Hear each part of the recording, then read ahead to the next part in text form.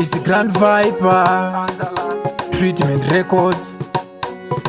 Mushandira Pamwe mirani mbokutipe kuti ndikuvaona zvangu ndiri kuhope pasina mhosva vanoda uripe vane moyo une utsinye handinyepe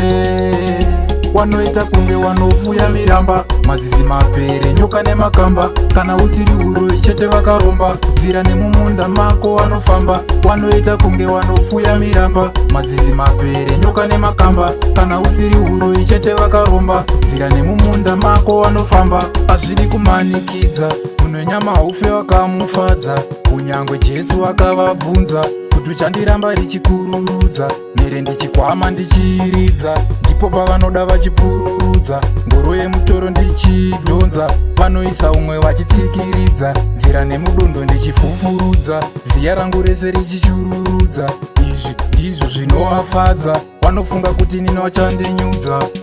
wanoita kunge wanopfuya miramba mazizi mapere nyoka nemakamba kana usiri uroi chete vakaromba nzira nemumunda mako wanofamba wanoita kunge wanopfuya miramba mazizi mapere nyoka nemakamba kana usiri uroi chete vakaromba nzira nemumunda mako wanofamba siku wanouya wachikutema mangwana wogoya wachikuchema unongoroverwa zinoirema apa uchifukidzwa jira dema havadi kushanda pamwe dambudziko havadi kubata pamwe vanongoda kuti veuramwe pazvinhu zvako vanoda utsamwe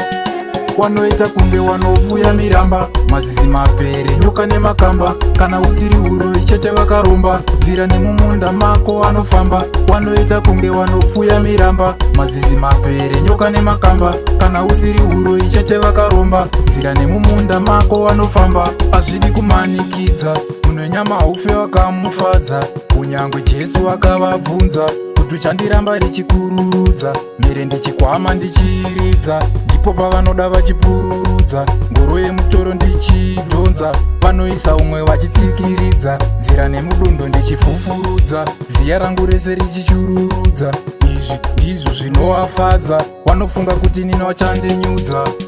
wanoita kunge wanopfuya miramba mazizi mapere nyoka nemakamba kana usiri uroi chete vakaromba nzira nemumunda mako wanofamba wanoita kunge wanopfuya miramba mazizi mapere nyoka nemakamba kana usiri uroi chete vakaromba nzira nemumunda mako wanofamba